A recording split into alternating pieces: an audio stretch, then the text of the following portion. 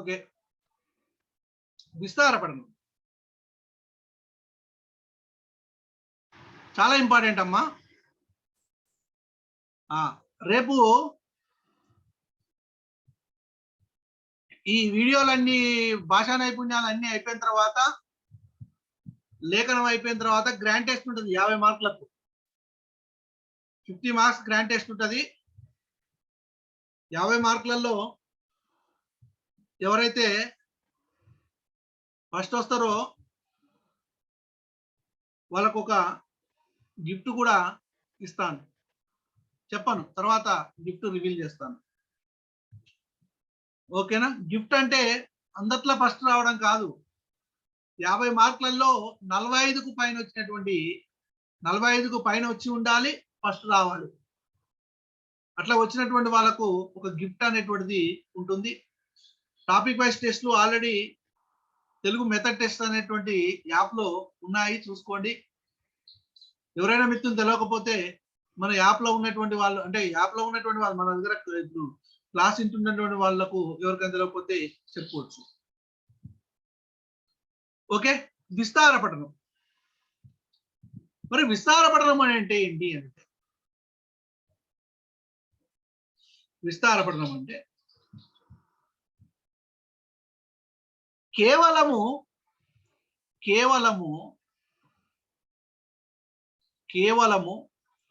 భావ ప్రాధాన్యతను దృష్టిలో ఉంచుకొని పఠనం చేస్తే దాన్ని విస్తార పఠనం అంటారు.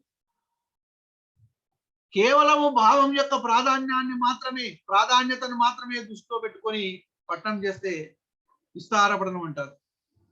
అంటే విషయం యొక్క ప్రాధాన్యతకు ప్రాధాన్యం ఇవ్వక, విషయ ప్రాధాన్యతకు ప్రాధాన్యం ఇవ్వక స్థూలమైనటువంటి అర్థాన్ని గ్రహిస్తే ఈ పఠనం యొక్క ఉద్దేశం అనేటువంటిది నెరవేరుతుంది. ప్రతి పదానికి అర్థం అవసరం లేకుండా ఒక పద్యం చెప్పినామమ్మా. ఆ పద్యం ఇప్పుడు ఫర్ ఎగ్జాంపుల్ ఒక పద్యం చెప్పినాం. ఆ పద్యానికి ఆ పద్యంలో ఉన్నటువంటి ప్రతి పదానికి అర్థం తెలుసుకుంటూ తాత్పర్యం తెలుసుకుంటే అది చిన్న పఠనం.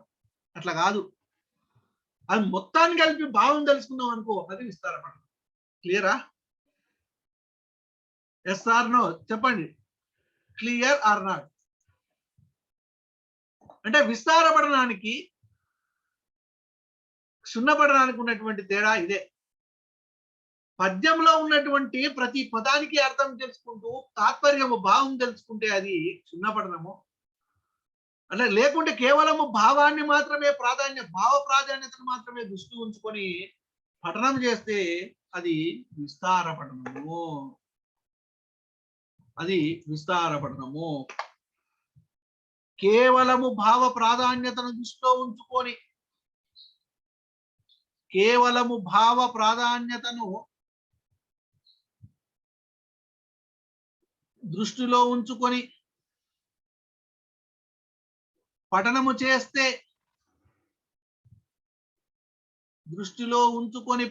చేస్తే, విస్తార పఠనము అంటారు.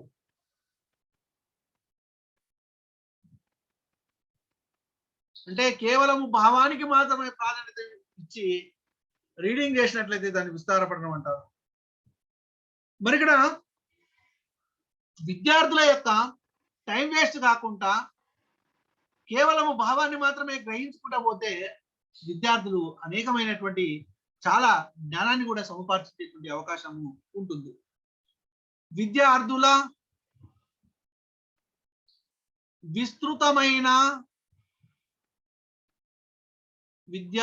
విస్తృతమైన జ్ఞాన సముపార్జనకు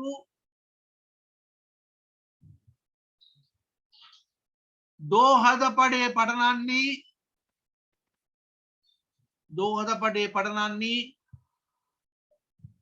విస్తార పఠనము అంటారు. విస్తార పఠనము అంటారు. అంటే ఇక్కడ విద్యార్థులు తక్కువ సమయంలో ఎక్కువ విషయాన్ని సేకరించుకోవడానికి అవకాశం ఉండేటువంటి పఠనాన్ని ఏమంటున్నామని అంటే మనము విస్తార పఠనం అని అంటున్నాము. అంటే ఇక్కడ విద్యార్థులు తక్కువ సమయంలో ఎక్కువ విషయం సేకరించుకోవచ్చు. విస్తృతమైనటువంటి జ్ఞాన సముపార్జనకు దోహదపడేటువంటి పఠనాన్ని మొత్తం ప్రతి ఒక్క పదాన్ని అర్థం చేసుకోకుండా టోటల్ గా థీమ్ అర్థం చేసుకొని భావాన్ని అర్థం చేసుకొని ముందుకెళ్తే వాడు సక్సెస్ కావడానికి అవకాశం ఉంటుంది. మరి విద్యార్థులు తక్కువ సమయములో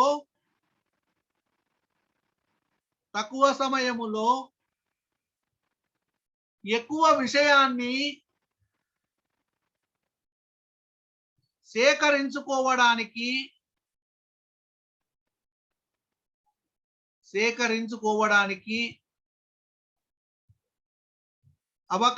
ఉండే పఠనాన్ని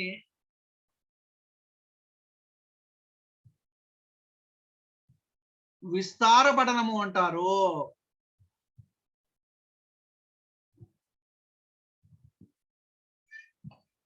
విద్యార్థులు తక్కువ సమయంలో ఎక్కువ విషయాన్ని సేకరించుకోవడానికి అవకాశం ఉండే పఠనాన్ని విస్తార పఠనము అంటారు.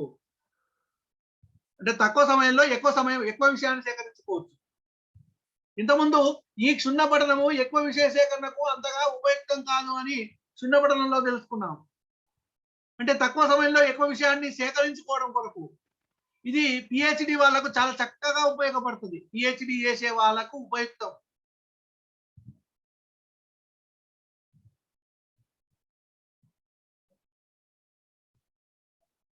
ఓకే, మరి ఏదైనా ఒక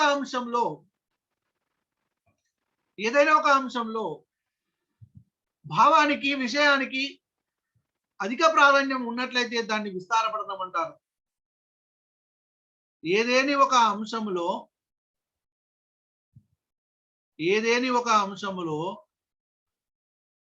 భావానికి విషయానికి అధిక ప్రాధాన్యము ఉన్నట్లయితే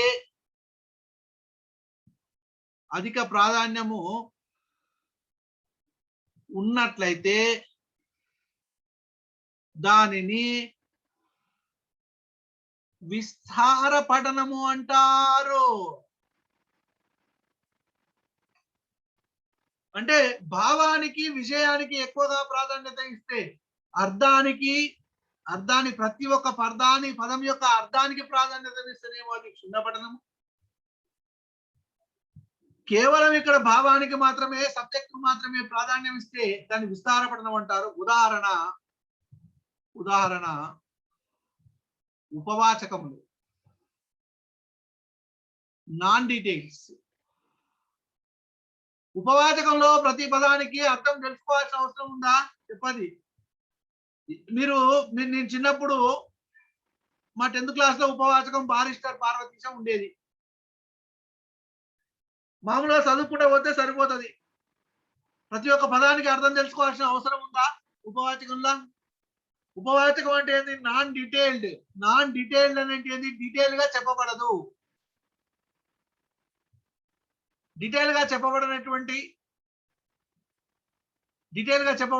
అంశమే విస్తార పఠనము. ఓకే, ఉపవాచకము. మరి ఇక్కడ గ్రంథాలయాల్లో పఠనాలయాల్లో అదే గ్రంథాలయాలన్నా పఠనాలయాలన్నా అదే గ్రంథాలయాల్లో విద్యార్థులు చేసే పఠనము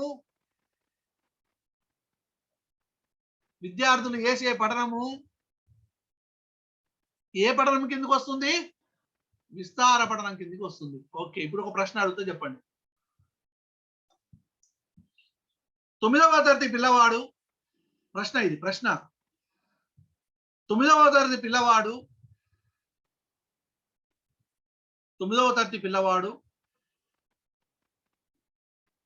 తెలుగు వాచక పుస్తకములోని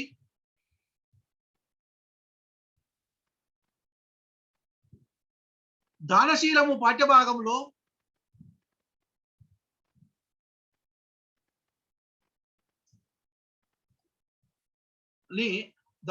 పాఠ్యభాగంలోని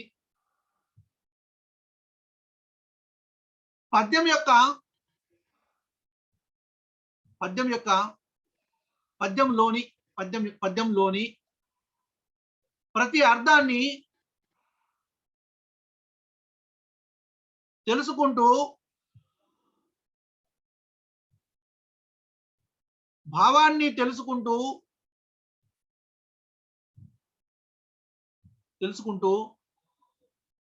చదివాడు. ఇప్పుడు ఆ విద్యార్థి అవలంబించినటువంటి పఠనా విధానం క్షుణ్ణ పఠనమా, విస్తార పఠనమా?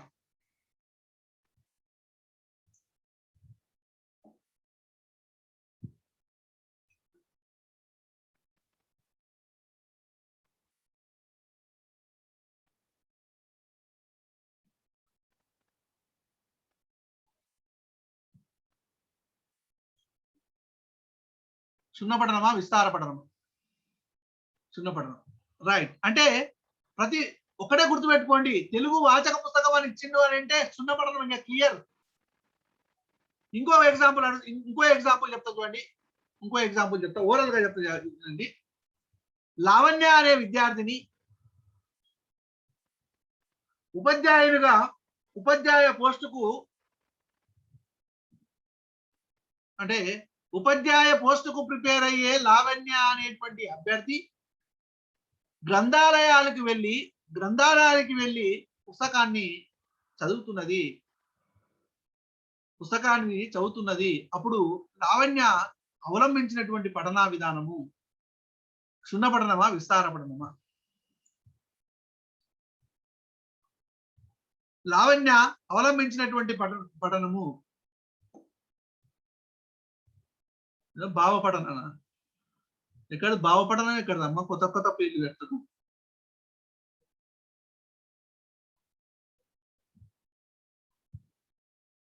ఏ పఠనము? విస్తార పఠనం.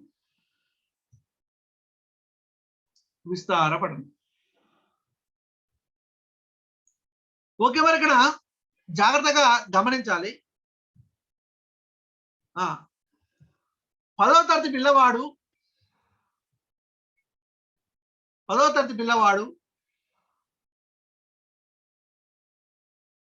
తెలుగు ఉపవాచకంలో రామాయణాన్ని చదువుకుంటూ వెళ్తున్నాడు. అతడు అవలంబించినటువంటి పఠనా విధానము క్షుణ్ణ పఠనమా, విస్తార పఠనమా? ఏ పఠనం చెప్పండి? 10వ తరగతి పిల్లవాడు ఉపవాచకంలో ఉన్నటువంటి రామాయణాన్ని చదువుకుంటూ పోతున్నాడు. అది ఏ రకమైనటువంటి పఠనము? విస్తార పఠనం. రైట్. రాముడు అనేటువంటి విద్యార్థి జాగ్రత్త వినాలి. రాముడు అనే విద్యార్థి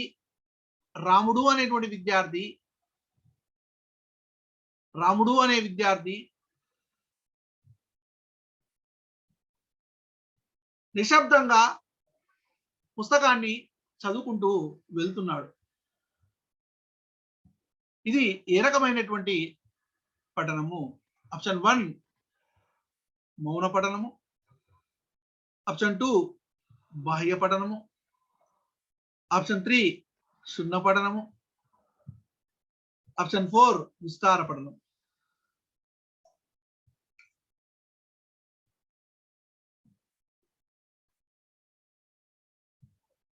చెప్పండి.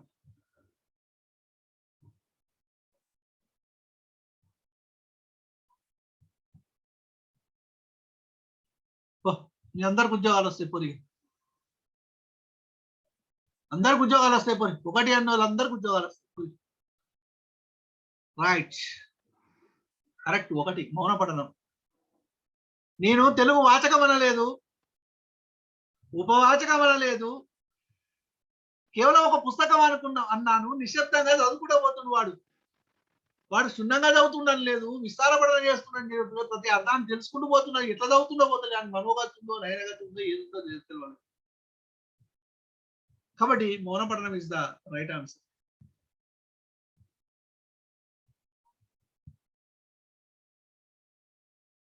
భీముడు అనే విద్యార్థి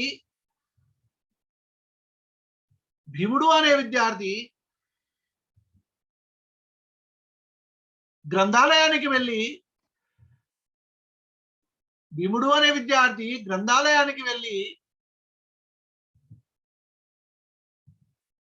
ఒక పుస్తకము తీసుకొని ఆ పుస్తకంలో ఉన్నటువంటి అంశాన్ని చదువుకుంటూ వెళ్తున్నాడు. అప్పుడు అతడు ఏ రకమైనటువంటి పఠనాన్ని అవలంబించాడు? గ్రంథాలయం.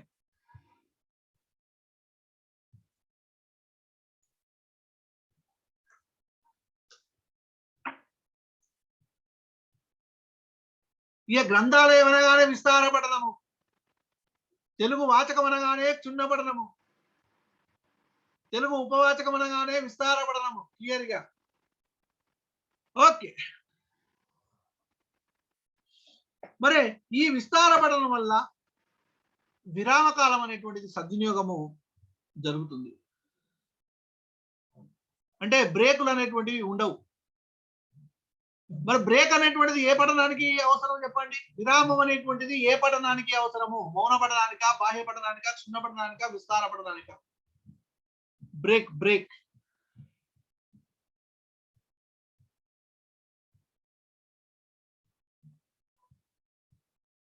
బ్రేక్ అనేటువంటిది ఏ పఠనానికి అవసరం? రైట్, బాహ్య పఠనానికి మాత్రమే బ్రేక్ అవసరం. బ్రేక్ మీన్స్ విరామం. ఎందుకంటే కొన్ని ఇంగ్లీష్ పదాలు చెప్తే మీకు క్లియర్ గా అర్థం చేసుకుంటారనే ఉద్దేశంతో ఇట్లా చెప్తున్నాను. రైట్. మరి విరామ కాలము సద్వినియోగం జరుగుతుంది. గ్రంథాలయ వినియోగము ఏ పఠనం వల్ల కలుగుతుంది? గ్రంథాలయ వినియోగము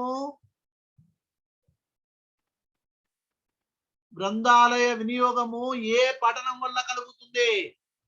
ఇది కూడా బిట్టో.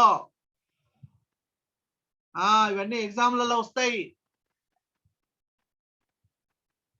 గ్రంథాలయ వినియోగము ఏ పఠనం వల్ల కలుగుతుంది? విస్తార పఠనం. నెంబర్లు చెప్తా అయిపా.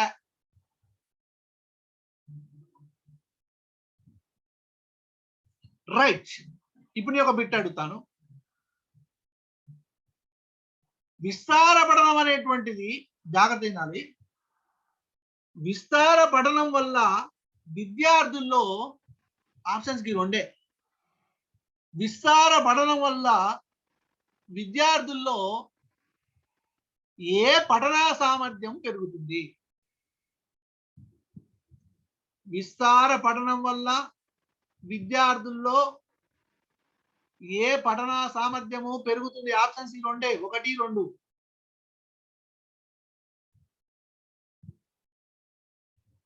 మౌనం. రాసుకో, బిట్ రాసుకో. విస్తార పఠనం వల్ల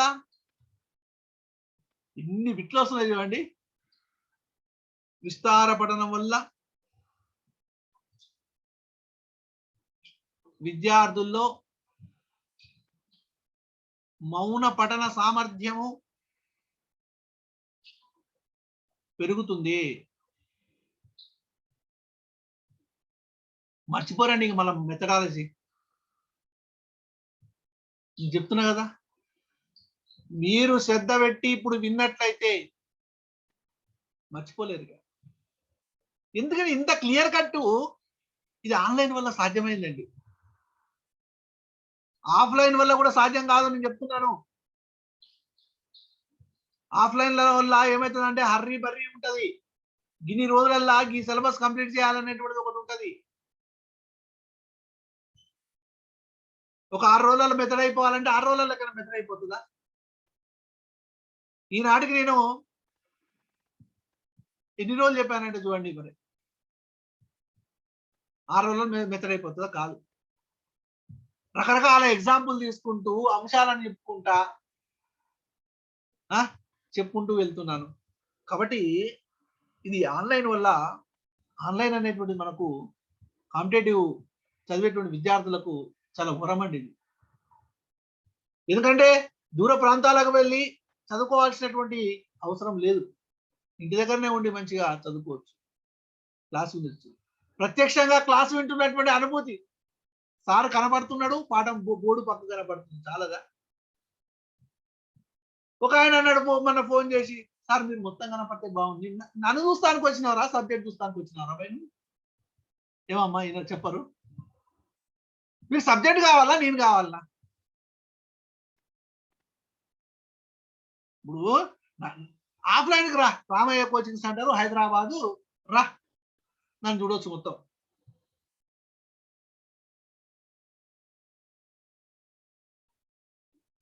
ఇక్కడ సబ్జెక్ట్ అనేటువంటిది మెయిన్ ఇంపార్టెంట్.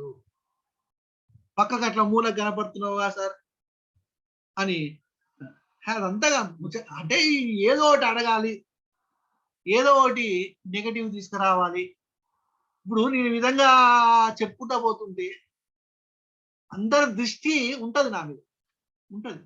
ఎందుకంటే దాదాపుగా నేను ఒక యాప్ లో ఒక 1000 మంది విద్యార్థులు నాకు కోర్సు తీసుకొని పాఠం వింటున్నప్పుడు, భారతదేశం మొత్తంలో ఉన్నటువంటి విద్యార్థులందరూ పాఠం వింటున్నప్పుడు ఉంటది. అర్థమవుతుందా? కాబట్టి ఇంకా ఎవరైనా మీ మిత్రులు ఎవరైనా ఉంటే, మెథడాలజీ ఏపీ అయినా ఏం లేదు, తెలంగాణ అయినా ఏం లేదు, మెథడాలజీ వినాలనేటువంటి ఆసక్తి ఉన్నటువంటి వాళ్ళు అతి తక్కువ ఫీజు తోటి మీకు అందజేస్తున్నాను. రకరకాల ఎగ్జాంపుల్ తీసుకుంటూ అందజేస్తున్నాను. కాబట్టి మీ మిత్రులకు తెలియజేయండి. తెలియజేయడం వల్ల తప్పేమీ లేదు. ఓకే, విస్తారపడడం వల్ల విద్యార్థుల్లో మౌన పఠన సామర్థ్యం అనేటువంటిది పెరుగుతుంది. రైట్. నెక్స్ట్, విద్యార్థులకు అపారమైనటువంటి జ్ఞాన సముపార్జనకు క్షుణ్ణపడడం అనేటువంటి సరిపోదు. అందుకనే విస్తారపడడం అనేటువంటిదే అవసరము. అంటే జ్ఞాన సముపార్జనకు అవసరమైనటువంటి అపారమైన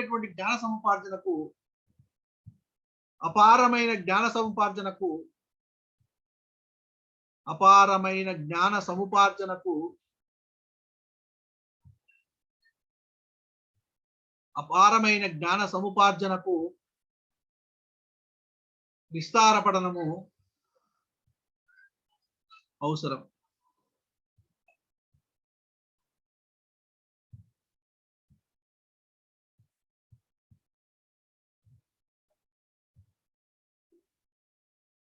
మరి ఇక్కడ పాఠ్యేతర పుస్తకాలైనటువంటి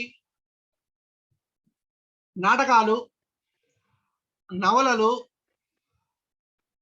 దినపత్రికలు, వారపత్రికలు, పక్షపత్రికలు, ఇవన్నీ చదవడానికి కూడా ఏ పఠనము ఉపయోగపడుతుంది చెప్పండి? శూన్య పఠనమా, విస్తార పఠనమా? ఇవన్నీ చదవడం కూడా విస్తార పఠనమే ఉపయోగపడుతుంది. అంటే నాటకాలు, నవలలు, దినపత్రికలు, వారపత్రికలు, పక్షపత్రికలు, ఇవన్నీ చదవడానికి కూడా మనకు ఏ పఠనం ఉపయోగపడుతుంది అంటే విస్తార పఠనం. ఓకేనా?